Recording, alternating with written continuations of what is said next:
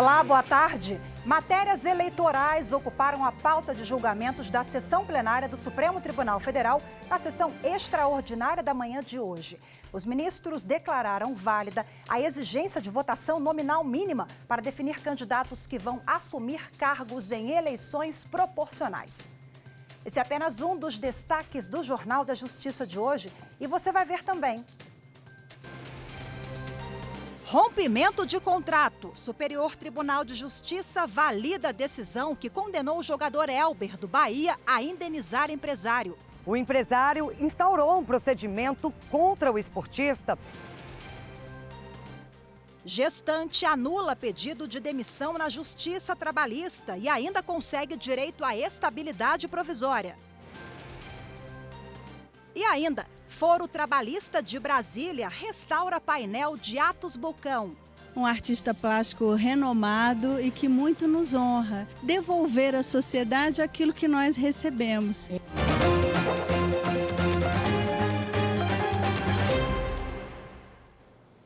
O plenário do Supremo Tribunal Federal se reuniu hoje pela manhã para a sessão extraordinária. E quem acompanhou e traz agora para a gente ao vivo as informações é o repórter Gabriel Ciafrei. Olá, Gabriel, boa tarde para você.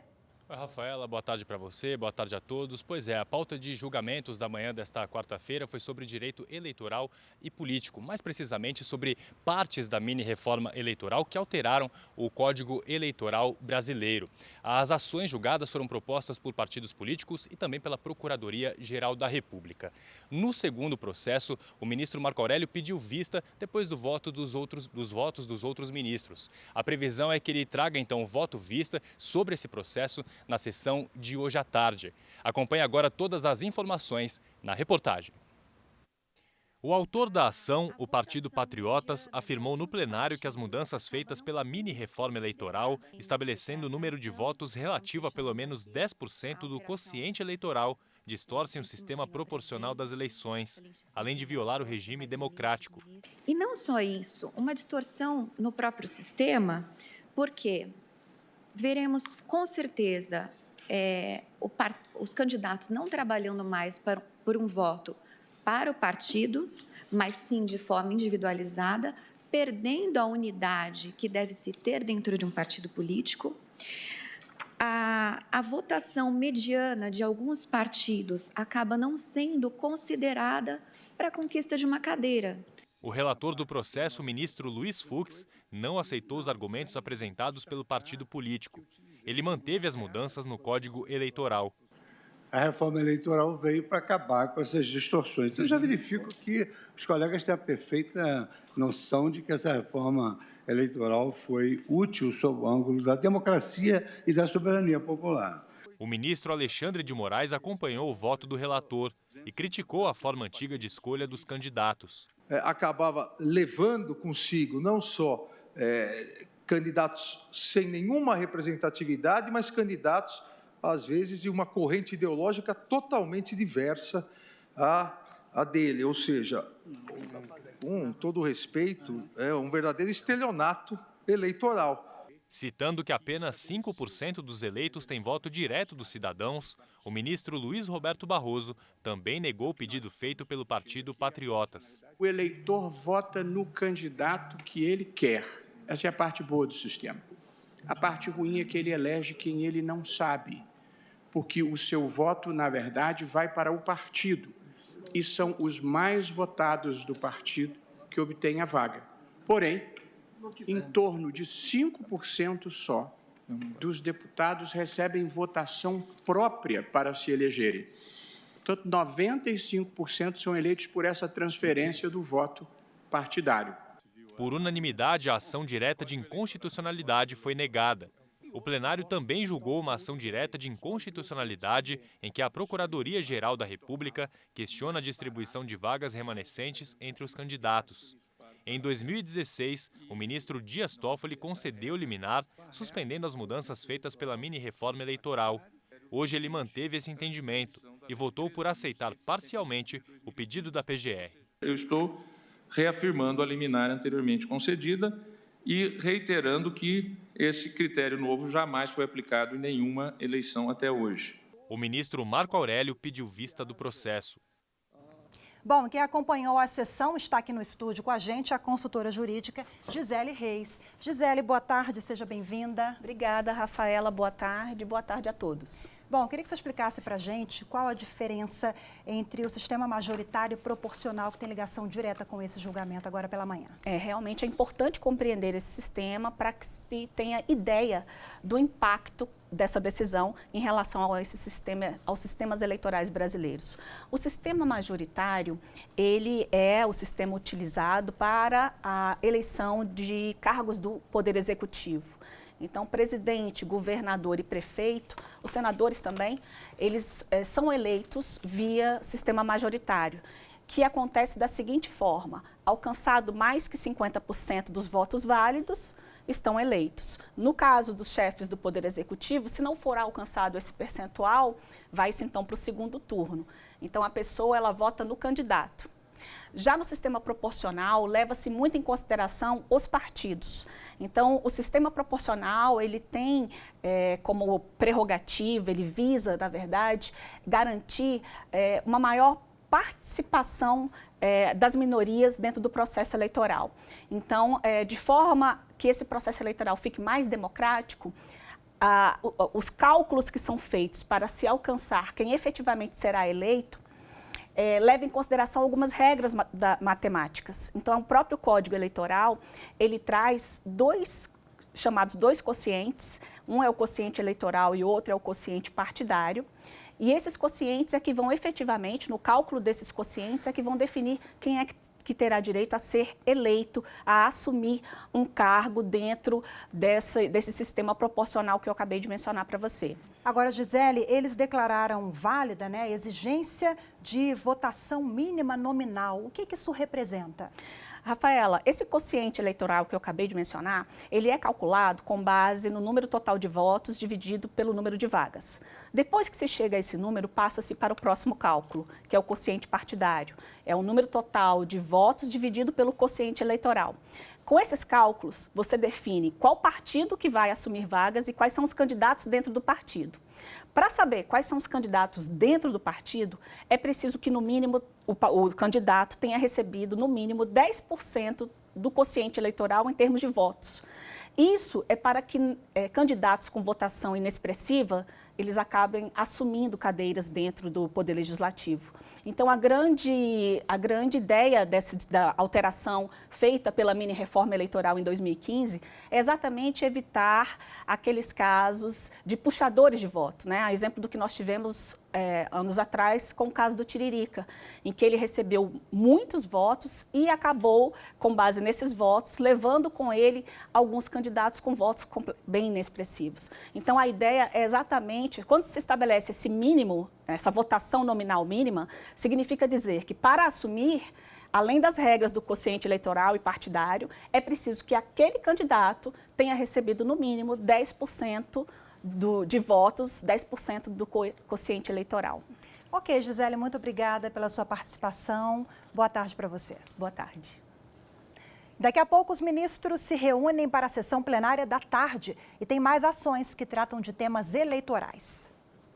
Um dos recursos que devem ser julgados é o apresentado pelo Ministério Público Eleitoral, em que se discute a possibilidade de novas eleições sempre que o registro de candidatura for indeferido. Isso independentemente do número de votos anulados. O Ministério Público Eleitoral pede a inconstitucionalidade de parte do Código Eleitoral que prevê novas eleições. Isso porque, segundo o MPE, essa convocação não protege a legitimidade e a normalidade dos pleitos eleitorais. O relator é o presidente do STF, ministro Dias Toffoli. O tema é discutido em torno de um caso de um prefeito eleito da cidade de Cristiano Ottoni, em Minas Gerais, escolhido com mais de 40% dos votos em 2016. Mas ele foi impedido de assumir o cargo porque o TSE considerou a candidatura dele inelegível porque as contas do município em 2012, na época administrada pelo político, foram rejeitadas. O TSE, então, determinou a realização de novas eleições com base no Código Eleitoral. O tema teve repercussão geral reconhecida. Outros 2 processos eleitorais devem ser também analisados pelos ministros. Um deles, o Partido Trabalhista Brasileiro, PTB, questiona uma parte da lei de inelegibilidade que prevê, por 8 anos, a inelegibilidade de parlamentares a partir do fim da legislatura. Em um outro processo, o Partido Republicano da Ordem Social, o PROS, pede a suspensão de algumas expressões de 2 leis que tratam sobre a fusão e criação de partidos políticos. O primeiro é contra a parte, que impede a pessoa já afiliada a determinado partido de participar da criação de uma nova agremiação. E o outro, que impõe um prazo mínimo de 5 anos de registro no TSE de um partido para que ele possa fundir-se ou incorporar-se a outro. Os ministros vão decidir se as leis ofendem a autonomia partidária e princípios como da razoabilidade e isonomia, entre outros. Veja no próximo bloco, gestante consegue anular pedido de demissão e tem direito à estabilidade provisória. Os detalhes no próximo bloco.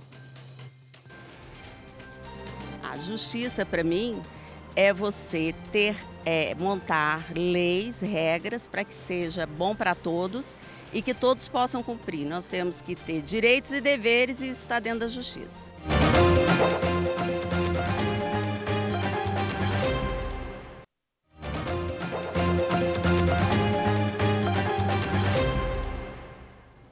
A primeira vara de falências e recuperações judiciais de São Paulo decretou o fim do processo de recuperação judicial do grupo empresarial OAS. O grupo entrou em recuperação judicial em abril de 2015, nos desdobramentos da Operação Lava Jato, que apura irregularidades cometidas pela Petrobras e por empreiteiras. O juiz Tiago Henrique Spapaterra, ele declarou que o plano de recuperação judicial foi cumprido no que se refere às obrigações vencidas no prazo de fiscalização em vigor até a presente data. E a segunda turma do Tribunal Superior do Trabalho reconheceu o direito de uma promotora de vendas à estabilidade provisória da gestante.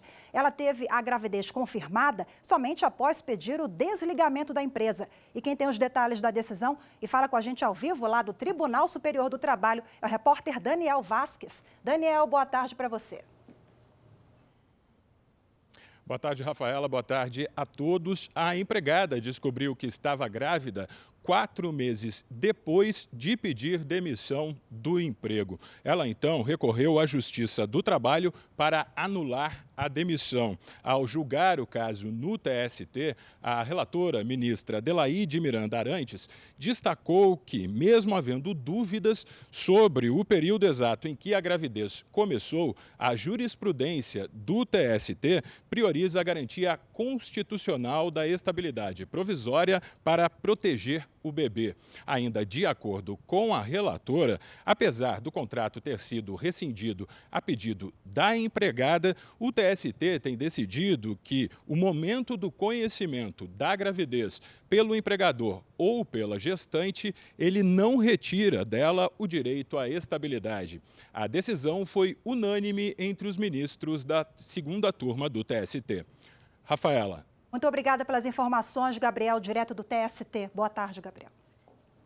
A Corte Especial do Superior Tribunal de Justiça validou decisão do Tribunal Arbitral do Esporte, na Suíça, que condenou o jogador José Elber Pimentel da Silva a pagar indenização ao empresário pelo rompimento de contrato de reapresentação.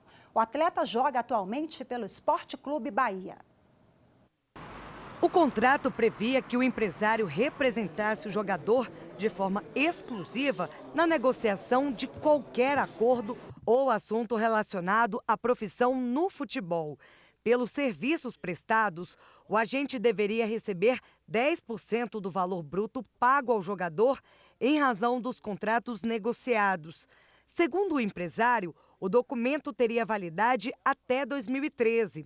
Entretanto, em 2012, o jogador teria assinado outro contrato de representação com uma empresa de agenciamento esportivo. O empresário instaurou um procedimento contra o esportista e ele foi condenado pelo Tribunal Arbitral Suíço a pagar R$137 mil de indenização. Os representantes do empresário tentaram notificá-lo formalmente para que cumprisse com a obrigação, mas não conseguiram. Por isso, foi submetido ao STJ o pedido de homologação da decisão estrangeira. A defesa do jogador contestou esse pedido, mas o ministro Napoleão Nunes Maia Filho não aceitou os argumentos. Ele explicou que a decisão suíça não ofende a soberania nacional, a dignidade da pessoa humana ou a ordem pública brasileira e foi proferida por autoridade competente eleita no contrato de representação. Os procuradores da Força Tarefa Greenfield ratificaram integralmente a denúncia oferecida pela Procuradoria-Geral da República contra Gedel Vieira Lima, o irmão dele, Lúcio Vieira Lima, e a mãe deles, Marluce Vieira Lima, e ainda outras 5 pessoas. A Procuradoria apontou o crime de peculato por apropriação de recursos ligados a pagamento de salários de secretários parlamentares. Na ação, foram desviados mais de 5 milhões de reais, na prática conhecida como rachadinha. E no próximo bloco, o CNJ e o Conselho Nacional do Ministério Público lançam um formulário para prevenir e para ajudar a prevenir a violência doméstica no país. Os detalhes daqui a pouquinho. Justiça, para mim, é a maneira correta de julgar determinado assunto. Seja certo ou errado, mas julgar sempre o correto.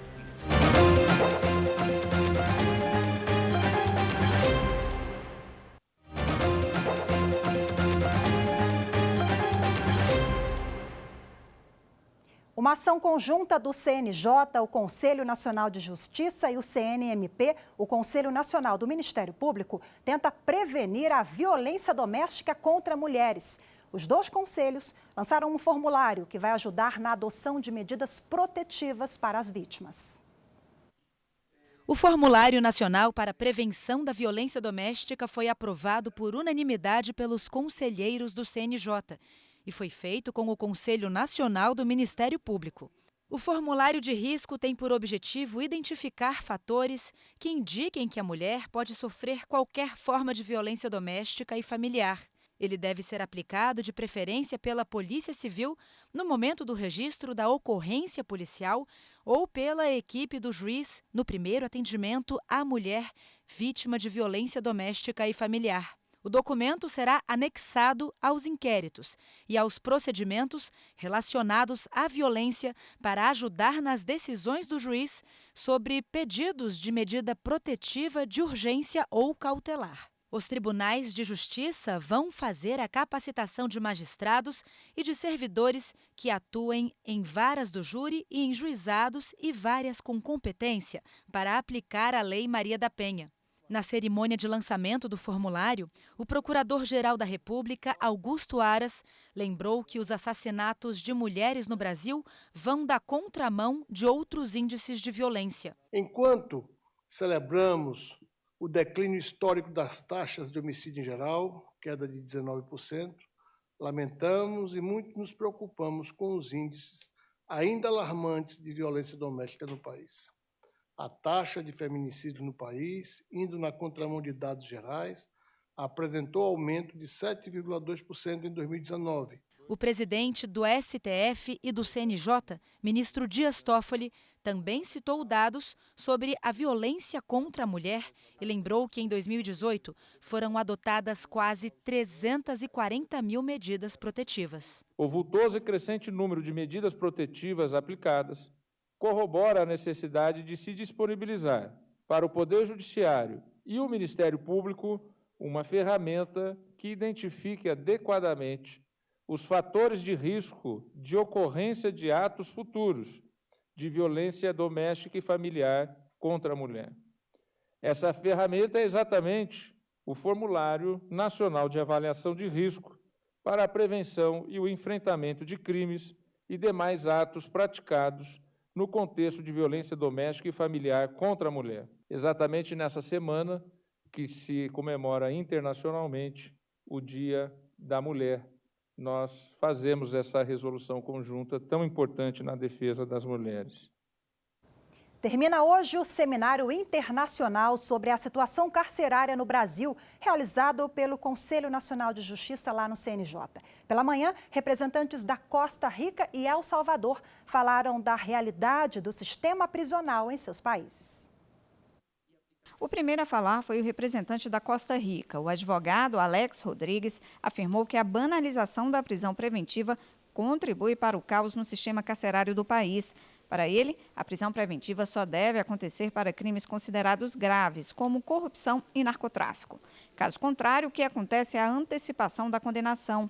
Essa pesquisadora italiana também defendeu que a prisão não deve ser regra, e sim exceção. Ela acredita que para resolver o problema do sistema carcerário no mundo, é preciso mudança nas abordagens e protocolos de segurança. I'm referring to prison overcrowding. O palestrante Romeu Sandoval, de El Salvador, disse que um dos maiores problemas no país é a ação das facções criminosas dentro e fora dos presídios. Segundo ele, o governo não consegue combater os criminosos que espalham terror pelo país, provocando migração forçada da população. Os crimes mais praticados pelas quadrilhas são extorsão e tráfico. Em comum com o Brasil, El Salvador e Costa Rica têm a pobreza como principal motivo que incentiva o crime organizado. O representante de El Salvador disse que uma das formas de combater as facções criminosas seria aumentar o orçamento para políticas públicas e evitar que crianças entrem para o crime. Na maioria das vezes, elas começam a praticar delitos aos 10 anos. Ambos, nas suas exposições, confrontaram que determinadas omissões na política penitenciária podem gerar violência social gravíssima. Em abril, Brasília completa 60 anos. A capital do país ganhou um presente antecipado. O Foro Trabalhista da cidade restaurou o painel de Atos Bulcão que fica no local. As obras do artista poderão ser visitadas até sexta-feira. Aqui, judiciário e cultura andam de mãos dadas. Após 2 meses de restauração, o Foro Trabalhista de Brasília entregou o painel revitalizado de Atos Bulcão, artista que contribuiu para a identidade da capital do país. Para a presidente do Tribunal Regional do Trabalho da 10ª Região, Maria Regina Guimarães, a restauração do painel é uma das formas de fomento à cultura. É uma honra para o Tribunal Regional do Trabalho poder participar desse projeto de revitalização da obra do Atos Bulcão, esse ícone, né, de Brasília, um artista plástico renomado e que muito nos honra. Devolver à sociedade aquilo que nós recebemos. É realmente uma honra e sempre um prazer vir para um evento que inaugura mais uma restauração de uma das obras do professor Atos, que nos brindou com tantas maravilhas nessa cidade. E para homenagear o artista completo que foi Atos Bulcão, o Foro Trabalhista promoveu a Semana Cultural, uma exposição que conta com algumas obras que são a cara de Brasília. O projeto, que já existe há 2 anos, tem o objetivo de encantar quem passa por aqui. A Constituição Federal já prevê que a administração pública tem o dever de proteger o patrimônio cultural e mais, de promover, incentivar, divulgar a cultura no Brasil. E o TRT da 10ª Região, como órgão público, como integrante da administração pública, tem esse dever. Ainda na solenidade, o espetáculo Dançando Atos, sob a direção de Júlio César Campos, chamou a atenção de quem passava pelo local.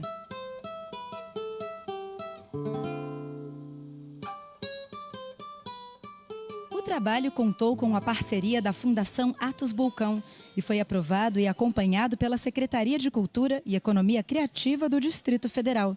Para a Yara, a iniciativa foi mais que bem-vinda. Primeiro, eu acho que a gente tem que estar sempre dando oportunidade à arte, sempre, em qualquer momento. E no Foro Trabalhista é super importante, em qualquer órgão de governo, na Câmara, nos fóruns, no Judiciário, aonde for, qualquer exposição que tenha, reforça o trabalho da cultura. Nos 60 anos de Brasília, um presentão antecipado esse, né? O Jornal da Justiça de hoje fica por aqui. Você assiste agora ao programa TRT das Gerais. E logo em seguida tem o Direto do Plenário com a transmissão ao vivo da sessão plenária do Supremo Tribunal Federal. Muito obrigada pela sua companhia, uma boa tarde para você e até amanhã.